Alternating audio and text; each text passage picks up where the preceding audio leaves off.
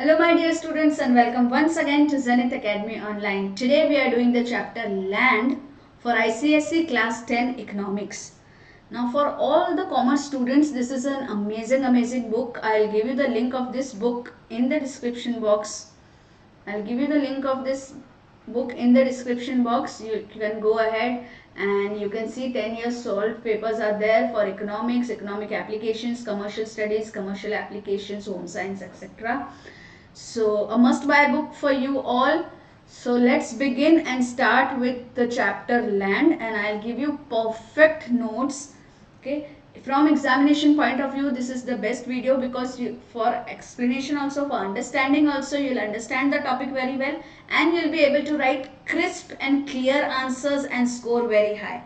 So let's not waste any time and start. Meaning of land. The term land, इस word का क्या meaning है? The term land refers to surface of earth. Normal English में जब हम बात करते हैं लैंड क्या होता है? Surface of the earth. But in economics it includes everything which is available free of cost from nature as a gift to human beings. Human beings को जो नेचर का गिफ्ट मिला है, जो भी चीज नेचर से जो हमें मिली है फ्री ऑफ कॉस्ट, वो हम उन सभी को हम कहते हैं लैंड. जैसे इस पिक्चर में आप देखेंगे sunlight, wind, okay, surface of the earth, all of this is land. So land stands for all natural resources, whether it is living or non-living, which are used by men in production. So in our last chapter we studied land as one of the factors of production, right? So land क्या है? Land वो सभी natural resources है, चाहे वो living हो या non-living, जो कि मैन यूज करता है in production. So this is the perfect meaning of land. ना even though land is a passive factor. Passive factor क्या होता है? जो अपने आप से प्रोड्यूस नहीं करता है, किसी की हेल्प लगती है उस पर production. So it's not a factor of production जो डायरेक्टली प्रोडक्शन कर ले, राइट? लैंड में जब तक आप बीज नहीं डालोगे, ह्यूमन एफर्ट्स नहीं डालोगे, इरिगेशन नहीं करोगे, तो वो उगता नहीं है. So even though land is passive factor, which means it does not possess any ability to produce on its own, but still it is an important agent of production. क्यों? क्योंकि वहां सिर्फ उगने के लिए नहीं, उसमें बहुत सारी दूसरी चीजें भी होती है. So modern economists consider land as a specific factor of production, so which can be put not only to a specific purpose basically, but to several other uses as well, to construct factories, buildings, so many things are there, right? तो जब आपको meaning of land पूछा जाए तो it's not just the surface, you have to write this.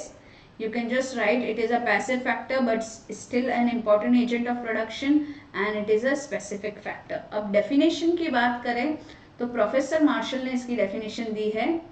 By land is meant not merely land in the strict sense of the word, है ना? सिर्फ वो exact word का meaning नहीं है, but whole of the materials or the forces which the nature gives freely for man's aid in land, water, air, light, etc.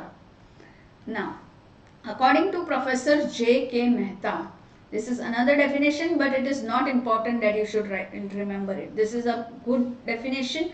Whenever it is asked what is land, so you have to at least write this. This is the most, this is the most important thing.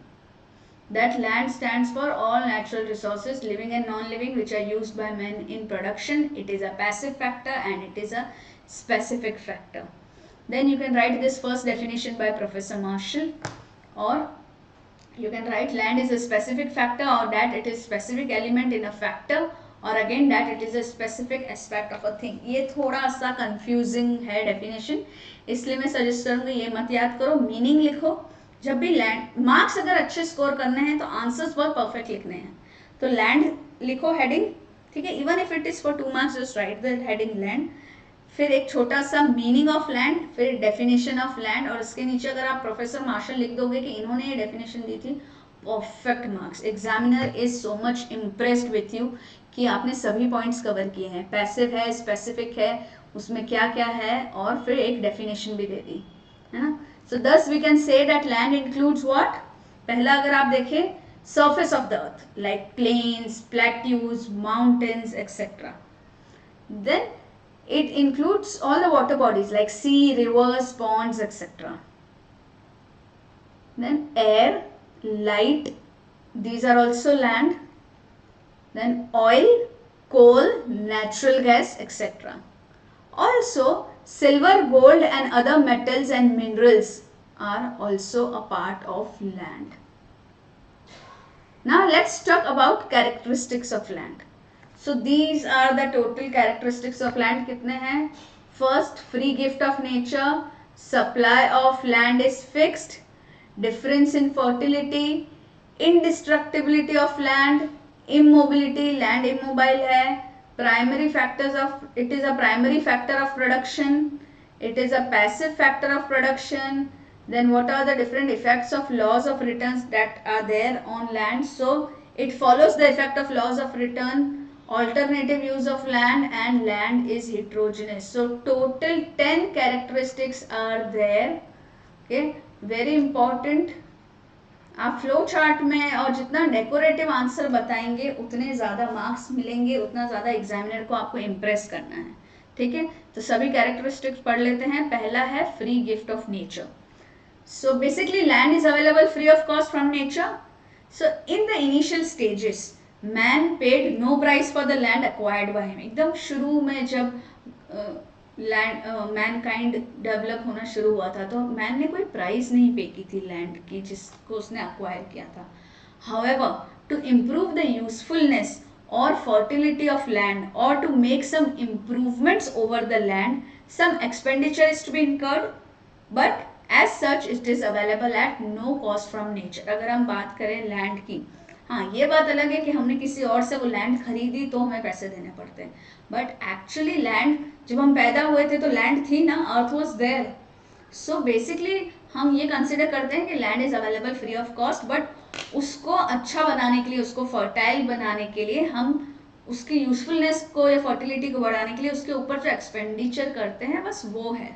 Right? So we assume that land is a free gift of nature. Man has to make efforts in order to acquire other factors of production. But to acquire land, no human efforts are needed. ना? Land is not the outcome of human labor. वो तो God ने दी है. Rather, it existed even before the evaluation of man. Man जब evolve नहीं हुआ था उसके पहले से land थी. ना? सेकेंड कैरेक्टरिस्टिक है लैंड का कि supply of land is fix. हमें और लैंड चाहिए तो हम धरती को बड़ा नहीं कर सकते, right? So supply of land is fixed in quantity. It means supply of land can not be increase और decrease like other factors of production. Now although for an individual supply of land may be flexible, but at macro level, बड़े level, the overall supply of land is fix. हाँ ये हो सकता है कि मुझे और लैंड चाहिए तो मैंने कहीं जाके और लैंड खरीद ली, या मेरे पास पैसों की कमी है तो मैंने लैंड बेच दी. तो हम इंडिविजुअल लोगों के लिए हम कह सकते हैं कि सप्लाई ऑफ लैंड फ्लेक्सिबल है. लेकिन अगर हम बहुत बड़े लेवल पे देखें तो ओवरऑल सप्लाई जो है, जैसे इंडिया में एग्रीकल्चर के लिए जो लैंड का सप्लाई है वो फिक्स है, बट किसी एक फार्मर के लिए वो सप्लाई फ्लेक्सिबल हो सकता है. समझ आया? However, only effective supply of land can be increased by making an intensive use of land. अब ये बात ध्यान से सुनो. Suppose मेरे पास इतना लैंड है ना, this much of land is available with me, और suppose मैं इसमें 10 tons agriculture 10 tons of crops उगाती हूँ. Okay, now this is the supply of land. Suppose I am just giving example. Suppose I am having 1 acre of land और 1 acre में से 10 tons crops मिलते हैं मुझे. तो ये सप्लाई तो मैं अब इंक्रीज नहीं कर सकती हूँ, लैंड तो इतना ही रहेगा. बट अगर मैंने उसका इंटेंसिव यूज किया, अगर मैंने उसमें साइंटिफिक तरीके से चीज़ें उगाई, मैंने उस पर फर्टिलाइजर यूज़ किया, मैंने उस पर high yielding quality of crops use किए, है ना, तो हो सकता है कि ये 10 टन्स क्रॉप की जगह मुझे 30 टन्स क्रॉप मिल जाए. तो ये क्या हो गया कि पहले तो 1 एकड़ में से इतना ही मिलता था, अब मुझे इतना मिलता है. तो इफेक्टिव जो सप्लाई ऑफ लैंड, हम कह सकते हैं कि effective supply of land increase हो गया है by making intensive use of land. कि है तो इतना ही लेकिन उसका इफेक्टिवनेस बढ़ गया है. Now all lands are not equally fertile. This is the third characteristic difference in fertility. है ना. देखो हमारे पास कितना था. पहला था फ्री गिफ्ट ऑफ नेचर, ये पढ़ लिया. Supply of land is fix पढ़ लिया. Now difference in fertility, third characteristic. Now all lands are not equally fertile. Different patches of land have different degrees of fertility. है ना. कोई patch मेरा इस एरिया में है और कोई पैच कोई दूसरे एरिया में है, तो उन दोनों एरिया की फर्टिलिटी डिफरेंट हो सकती है. Some locations are very fertile and have very good agricultural productivity, whereas some patches are totally barren, ना, जहाँ कुछ उगाया नहीं जा सकता, अनउपजाऊ जमीन, and nothing can be grown there. Similarly, the degree of richness of mineral wealth, हो सकता है कि इस पैच के नीचे से मुझे बहुत अच्छे मिनरल्स मिल रहे हैं, है ना, जो भी मिनरल मुझे चाहिए, जैसे गोल्ड माइन कोई पर्टिकुलर एरिया में ही होती है, राइट. तो degree of richness of mineral wealth also varies from place to place, making the land more useful और less useful from economic point of view. तो एक तो होता है फर्टिलिटी कि कोई उपजाऊ जमीन है, कोई अनउपजाऊ जमीन है, और एक होता है degree of richness of minerals. इस एरिया के इस पैच में से मुझे ये मिनरल ज़्यादा मात्रा में मिलेगा, जबकि दूसरे एरिया के वो पैच, उतने ही अमाउंट के पैच में से मुझे वो कम अमाउंट में वो मिनरल मिलेगा जो मुझे एक्सट्रैक्ट करना है, तो वो यूजफुल नहीं है मेरे लिए. That is less useful from economic point of view. Next characteristic of land is indestructibility of land. Land destroy नहीं हो सकता. Land is indestructible factor of production, जो कभी खत्म नहीं होता. Now man can change only the shape of a particular location, right, and may be composition of its element. अगर बार बार वहाँ खेती करोगे तो वहाँ जो मिनरल थे वो कम हो सकते हैं, ठीक है. तो मैन सिर्फ लोकेशन चेंज कर उसकी लोकेशन शेप चेंज कर सकता है, सॉरी, उस लोकेशन का शेप चेंज कर सकता है, उसके कंपोजिशन चेंज कर सकता है, but as such land can not be destroyed. It can neither be converted into, now again it can either be converted into garden और टू अ फॉरेस्ट और टू एन आर्टिफिशियल लेक. वो convert हो सकते हैं, लेकिन land वैसा का वैसा, लैंड तो रहता ही है. लैंड अचानक से गायब नहीं हो जाता हवा में, right. However, some parts of the land gets eroded. Erosion होता है थोड़ा due to natural factors, but it is immaterial because overall availability of land पूरी जगह, अगर यहाँ से erode होके गया है तो कहीं और जमा होगा वो. So overall availability of land does not change. So land is indestructible. This is a very important characteristic. Next characteristic is immobility. Land कहीं इधर से उधर भाग नहीं सकता है. Unlike other factors, land is not physically mobile. Physically एक जगह से उठ के दूसरी जगह नहीं चला जाएगा, ठीक है. I have given you some amazing pictures ताकि आपको हर characteristic याद रहे. It is an immobile factor of production as it cannot be shifted from one place to another. It lacks geographical mobility. ठीक है, ये keywords है अच्छे अच्छे, ऐसी ही language में लिखना बच्चों. Now some economists however describe land as a mobile factor on the argument that it can be put to several uses. कुछ इकोनॉमिस्ट ऐसा कहते हैं कि ये मोबाइल फैक्टर है क्योंकि कभी ये इस काम में आता है, कभी उस काम में आता है, तो उस केस में हम उसको मोबाइल कह सकते हैं, but this is still considered overall कि land is immobile.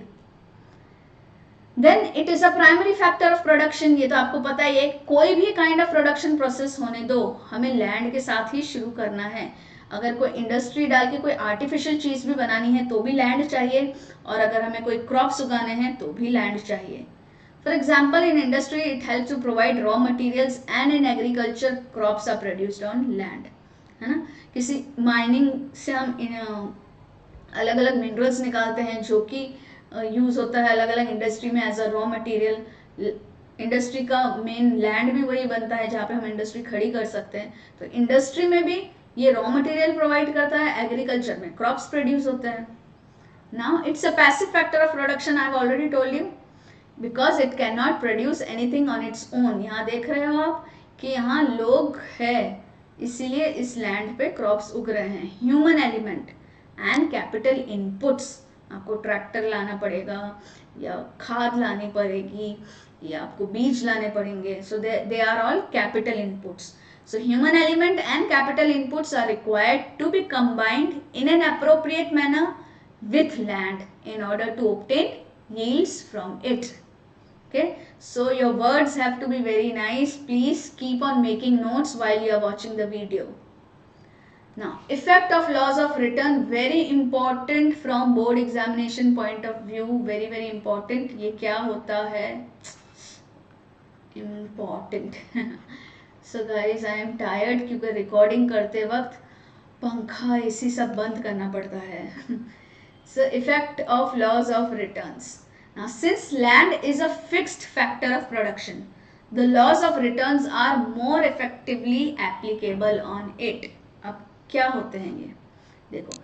Increased use of capital and labor on a particular plot of land leads to an increase in crop production at a diminishing rate. मैंने आपको पहले भी कहा था, जो example दिया था, 1 एकड़ जमीन है, ठीक है, वो तो फिक्स्ड है, ठीक है, बट अगर मैंने उस पर इंक्रीज यूज किया है, ज़्यादा लेबर लगाई है, ठीक है, ज़्यादा पैसा खर्चा किया है, ज़्यादा ट्रैक्टर है, ज़्यादा उसको अच्छी तरीके से किया है ना, ज़्यादा उस पर खर्चा किया है, ठीक है, तो it leads to an increase in crop production at a diminishing rate. अभी क्या होगा, पहले तो क्रॉप प्रोडक्शन इंक्रीज होगा, है ना, बट वो अब धीरे धीरे उसकी रेट कम होती जाएगी, क्योंकि आप एक ही लैंड पे, ठीक है, कितना भी डाल दो, उसके धीरे धीरे उसकी फर्टिलिटी तो कम होती है ना. शुरू में आपको इंक्रीज होगा क्रॉप इन प्रोडक्शन, बट बहुत ही एक्सपोनेंशियल इंक्रीज नहीं होता है, because the land can not keep on giving, it will have a limit of the minerals. Okay, even if you apply lots and lots of things, but land का भी तो एक capacity होती है, ठीक है. तो ये लाइन, ये एकदम परफेक्टली वैसा का वैसा लिखना है. Increase use of capital and labour on a particular plot of land leads to increase in crop production. Crop production increase होता है, but this is very important, at a diminishing rate. उसकी rate exponential नहीं होती है, rate धीरे धीरे कम होती जाती है, ठीक है. इतना देखो, एक्सपोनेंशियल स्ट्रेट ग्राफ होगा, है ना, और ये धीरे धीरे इतना इंक्रीज नहीं होता है, ये कम होता जाता है, ठीक है. I hope this is clear. Now, it had been argued that equal quantities capital and labor applied successively to a given plot of land, बार अगर हम लगाते जाएंगे, will yield monotonically increasing outputs up to a certain point. एक certain point तक वो देगा, after which production will steadily decrease with increase in input. अगर आप और फर्टिलाइजर डालते जा रहे हो तो उसका फिर increase will steadily decrease, है ना, production will धीरे धीरे कम होता जाएगा. पहले increase हुआ, फिर धीरे धीरे steady हो गया, फिर कम हो जाता है. Okay, this is how the graph has to be. Now, alternative use of land. This is another characteristic. Land is used for alternative purposes. Like, एक तो cultivation तो हमको पता ही है. अब यहाँ इस पिक्चर में आप ध्यान से देखो, बहुत सारी चीजें हैं.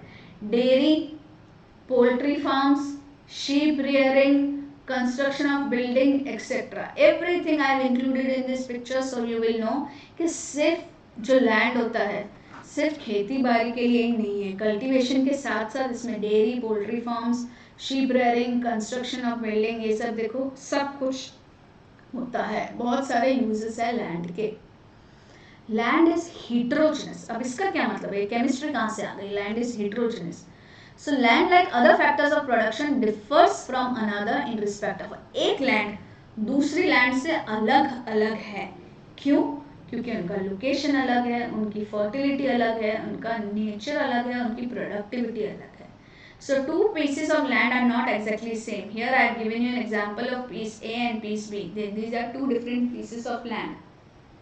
तो दोनों फैक्टर्स, जैसे लेबर है, अगर दो लेबर है, इक्वली स्किल लेबर है, तो एक जैसे होते हैं, होमोजेनस. बट दो लैंड के पीसेस हमेशा अलग अलग होते हैं, हीट्रोजेनस. क्यों? किस रिस्पेक्ट में? लोकेशन अलग होता है, फर्टिलिटी अलग होती है, नेचर अलग होता है, और प्रोडक्टिविटी अलग होती है. ये बहुत ही इम्पॉर्टेंट है बोर्ड एग्जाम्स के लिए, ये वाली स्लाइड ध्यान रखो. Land is heterogeneous. Now let's talk about the characteristics is then productivity of land. ठीक है, अब प्रोडक्टिविटी ऑफ लैंड एक बार हम फिर से रिवाइज करें क्या सभी फैक्टर्स. सिर्फ एक बार वो टेबल देख लेते हैं हम. देखो, free gift of nature, supply of land is fixed, difference in fertility, indestructibility of land, immobility, primary factor of production, passive factor of production, effect of laws of returns, alternative uses of land, and land is heterogeneous. So now let's talk about productivity of land. तो productivity of land क्या है? The extent of efficiency, कितना efficiency है, the extent of efficiency और the output per unit of peace of land, कि एक piece of land अगर है तो उसमें कितना आउटपुट है, right? So the productivity of land can be expressed by the following measures. First is average productivity of land and second is marginal productivity of land. Now let's study what is average productivity of land. So average productivity of land is defined as the output obtained from land divided by the area of that piece of land. Okay, so average productivity is equal to output divided by area. तो output किस में major करेंगे बच्चों? इन output इन quintals, कितने quintals output मिला है. Output is measured in quintals and area in hectares. We cannot measure area in centimeter, meter or even kilometer because it's such a huge land, right? So average productivity of land is output in quintals divided by area in hectares. तो एक particular area में कितना output है, that is the average productivity of land. तो ऐसे ही पूरा बहुत बड़ा एरिया होगा, राइट? ऐसे बहुत बड़ा इस तरफ और इस तरफ फैला हुआ बहुत सारा एरिया होगा. तो एक पर्टिकुलर एरिया ऑफ लैंड में कितना आउटपुट है, that is average. Now let's talk about marginal productivity of land. बहुत ध्यान से पढ़ना बच्चों. मार्जिनल प्रोडक्टिविटी में क्या होता है? 1 यूनिट ऑफ लैंड को इंक्रीज करते हैं, बाकी सब इनपुट्स को कांस्टेंट रखते हैं और देखते हैं कि आउटपुट कितना इंक्रीज हुआ है. So it means the increase in output obtained from the land due to increasing 1 unit of land. तो ये एक लैंड तो था ही, इस लैंड में 1 यूनिट और इंक्रीज कर दिया, थोड़ा सा इंक्रीज किया, तो इससे कितना आउटपुट में इंक्रीज आया वो. But the other inputs are kept constant. तो सिर्फ लैंड का एक थोड़ा सा पीस इंक्रीज करते हैं और देखते हैं कि कितना आउटपुट में इंक्रीज आया है, keeping the other input like seeds और this is the another factor of production. ये सब फैक्टर्स ऑफ प्रोडक्शन को कांस्टेंट रखते हुए खाली सिर्फ लैंड इंक्रीज किया है और लैंड का एक छोटा सा पार्ट इंक्रीज करने से प्रोडक्शन कितना इंक्रीज होता है, आउटपुट कितना इंक्रीज होता है, वो है मार्जिनल प्रोडक्टिविटी ऑफ लैंड. कि ये जो प्रोडक्टिविटी इंक्रीज हुआ है वो थोड़ा सा लैंड इंक्रीज करने से हुआ है, ना कि सीड्स या ना कि उस पर मशीनरी अच्छी यूज करने से, ना कि उस पर हाई यील्डिंग सीड्स डालने से. समझ आया? So again I am reading. Increase in output obtained from land due to increasing 1 unit of land but keeping all the other inputs constant. Now we talk about factors affecting productivity of land. ठीक है, तो पहला है fertility of land, proper use of land, location of land, improvement done on land by increasing irrigation potential, ability of the organizer, land ownership laws, availability of efficient labor, improved techniques of production, availability of capital and government policy. Again now there are 10 factors which affect the productivity of land. ना land की productivity affect करने वाले 10 factors. इसके पहले हमने कौन से factors पढ़े थे बच्चों? Let's quickly see them again so that you are not confused. Okay, we had done characteristics of land, right? We had done 10 characteristics of land. ये सब 10 कैरेक्टरिस्टिक किए थे लैंड के, कि लैंड कैसी कैसी होती है. उसके बाद एक मिनट, कैरेक्टरिस्टिक्स ऑफ लैंड करने के बाद हमने किया factors affecting productivity of land. Right, कि कौन कौन से फैक्टर्स है जो प्रोडक्टिविटी ऑफ लैंड को अफेक्ट करते हैं। तो पहला है fertility of land. The productivity of land is determined by its natural qualities and its fertility. Obviously जो लैंड ज़्यादा फर्टाइल होगा वो ज़्यादा प्रोडक्टिव होगा। तो यहाँ देखो एक बात कही गई है कि एक फ्लैट और लेवल्ड लैंड जो है, a flat and level land is comparatively more productive than an undulating one. So if you see here, flat land is there, this is more productive than the undulating land, because here a lot of erosion will take place, the proper nutrition will not be supplied, so it is not homogeneous, right? Then rich soil is more fertile and productive. We all know rich, जो भी soil rich होगा वो more fertile होगा, more productive होगा. However, the agricultural productivity can be improved by proper and extensive use of fertilizers and manures along with the adoption of mechanized methods. बहुत अच्छे अच्छे mechanized methods या modern method use करने से, fertilizer और manure use करने से हम agricultural productivity increase कर सकते हैं. तो पहला फैक्टर जो था फॉर प्रोडक्टिविटी ऑफ, अरे see students, there are so many hitches that comes into between. पंखा बंद होता है, एसी बंद होता है while I am recording, and this I am recording for the third time. बीच बीच में इतने issues आ गए थे, एक बार तो पूरा रिकॉर्ड किया और हुआ ही नहीं. So we are taking a lot of efforts for you.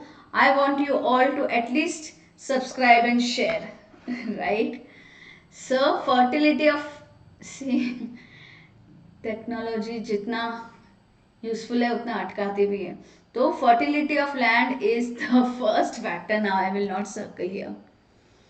Fertility of land is the first factor which affect the productivity of land. Second is proper use of land. So this is the second factor. कहाँ गया pen अब? Second factor is proper use of land. Productivity of land is directly related to its proper utilization. अगर उसका proper utilization होगा तो obviously उसकी productivity increase है. For example, a piece of land situated in the heart of the city is more suitable for construction of a house or a marketplace. अगर कोई city में land है आपके पास तो आप वहाँ agriculture थोड़ी करोगे, आप वहाँ क्या करोगे, एक house बनाओगे या एक marketplace बनाओगे. If this piece of land is put for farming or agricultural use, its productivity will almost be negligible. Third is location of land. Location of land भी उसकी productivity को बहुत great extent तक affect करती है. जैसे कि location of a land near the market or bus station will result in economy of transportation charges and overall productivity. From this point of view will natural and overall productivity from this point of view will naturally be higher. अब आप ये farm देखिए, this farm is close to the highway, close to the bus stop. Okay, so in bringing the raw materials like seeds, fertilizer, manures, the farmer will not incur many charges. It will be cheaper for him. Also, while transporting the final product, the output, the crops or whatever the final output it is, if he wants to transport it to the marketplace to sell it, okay, then also it is very easy to transport, right? So overall productivity will increase. Why? Because economy of transportation charges will happen, right? Transportation charges will go down, so overall productivity or overall cost will overall productivity will increase because now the cost is less. Similarly, for better agricultural productivity, its location near the water resource is desirable. Second वाला point आप देखिए, second वाला figure देखिए, अगर कोई field है ना नज़दीक है पानी के source से तो भी तो ये location favorable है उसके लिए, right? तो उसकी भी agricultural productivity increase हो जाएगी. तो location of land में आपको दो चीज़ें याद करनी है ना, दो चीज़ें ध्यान में रखनी है. पहला, location of land will affect its productivity. Location of a land near the market or bus station will result in economy of transportation charges. Economy of transportation charges मतलब transportation charges उसको कम लगेंगे, उसको सस्ता पड़ेगा, और अगर उसको सस्ता पड़ा तो उसको ज़्यादा प्रॉफिट हुआ, तो हम कह सकते हैं कि ओवरऑल प्रोडक्टिविटी इस पॉइंट ऑफ व्यू से इंक्रीज हो गई. और एग्रीकल्चरल प्रोडक्टिविटी इंक्रीज करने के लिए उस फार्म की लोकेशन नज़दीक होनी चाहिए वाटर रिसोर्सेज के. Now next point, improvements done on land by increasing irrigation potential. अगर हम इरिगेशन पोटेंशियल को इंक्रीज कर दें तो उस लैंड पे अपने आप इम्प्रूवमेंट हो जाएगा और अपने आप उसकी प्रोडक्टिविटी ऊपर चली जाएगी. So permanent improvements done on land by generating artificial means of irrigation like wells, tube wells, canal tanks, etc. help to keep the water supply regular and have a positive effect on the productivity of land. So children, please remember these keywords that you have to write in all these 10 points. Now, ability of organizer. We all know that land is a passive factor. It is a passive factor of production. So, it is essential to combine it with other active factors in correct proportion to achieve the optimum productivity. I have already explained you this.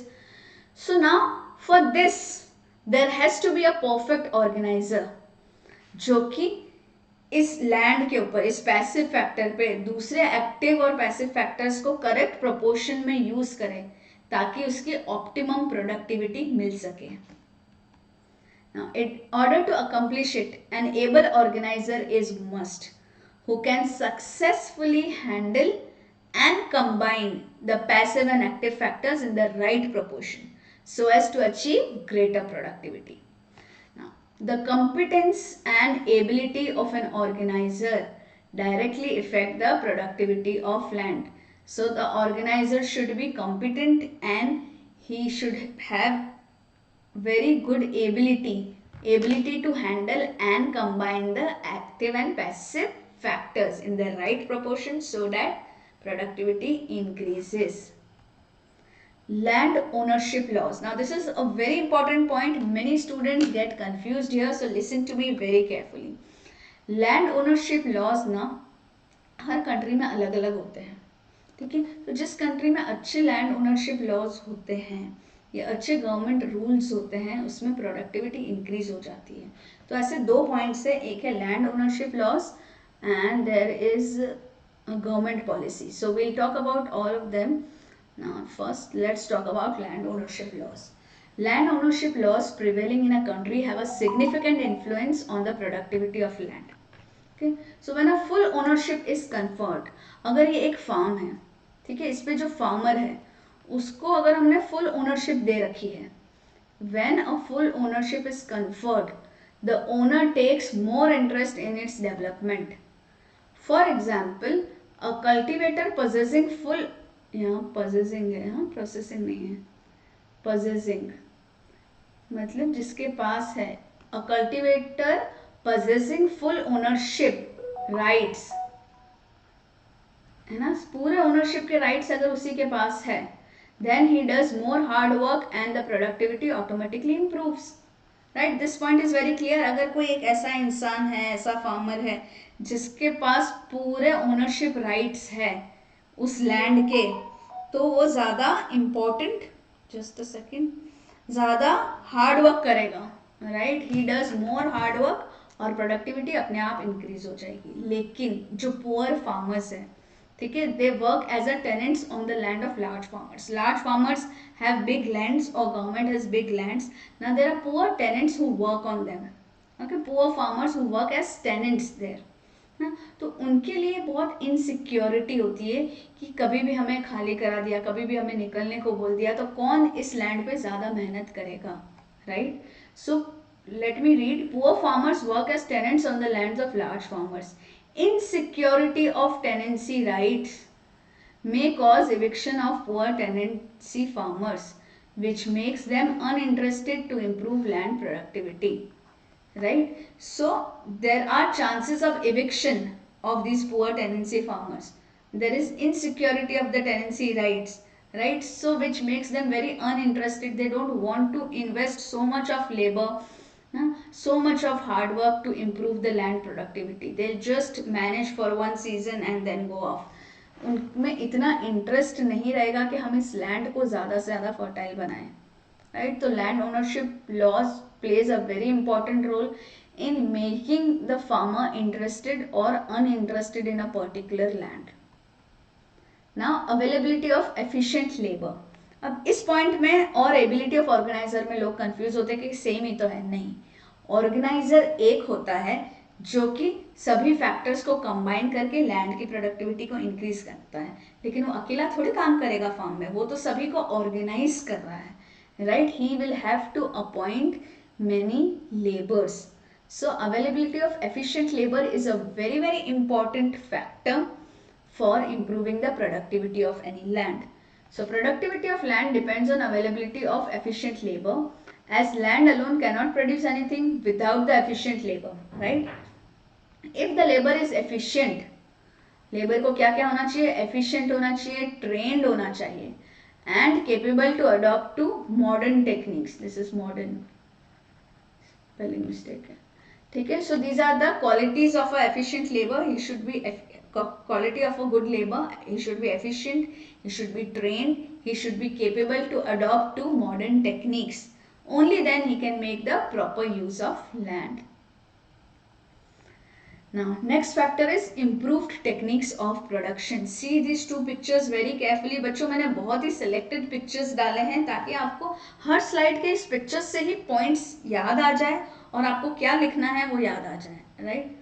Now new inventions, modern and scientific methods of production like using high yielding varieties of seeds, manures etc. have increased the productivity of land. अगर आप इस picture में देखेंगे तो आपको दिखेगा they are using new inventions, modern and scientific methods of production.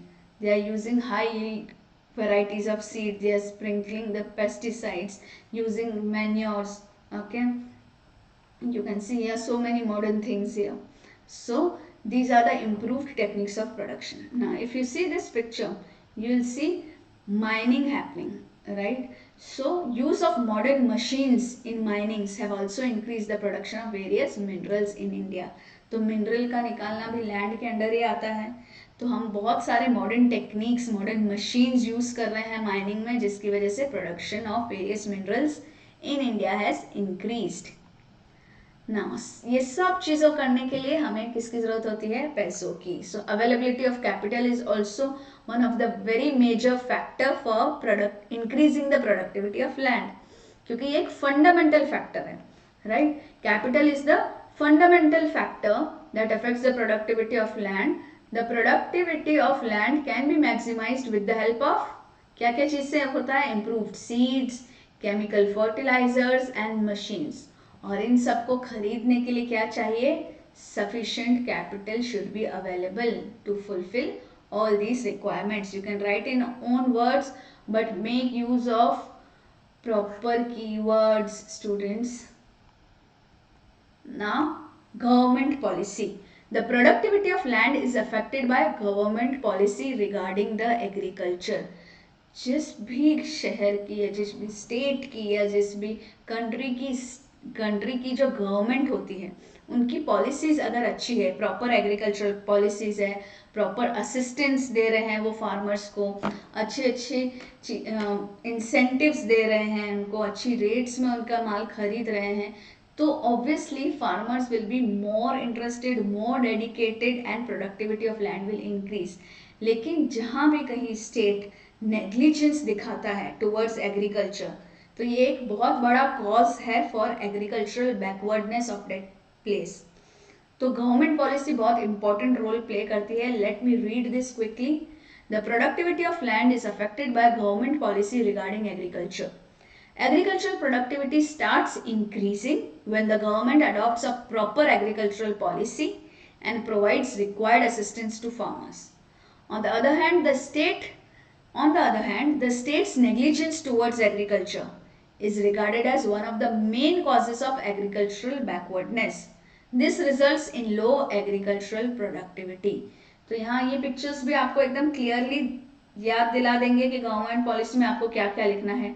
Tax कम कर दो फार्मर्स के लैंड पे, ठीक है, उनके बेचने पे, अच्छे इंसेंटिव्स निकालो, अच्छी पॉलिसी निकालो, तो obviously farmers will be more interested. So students, I have given you the link of this particular book in the description below.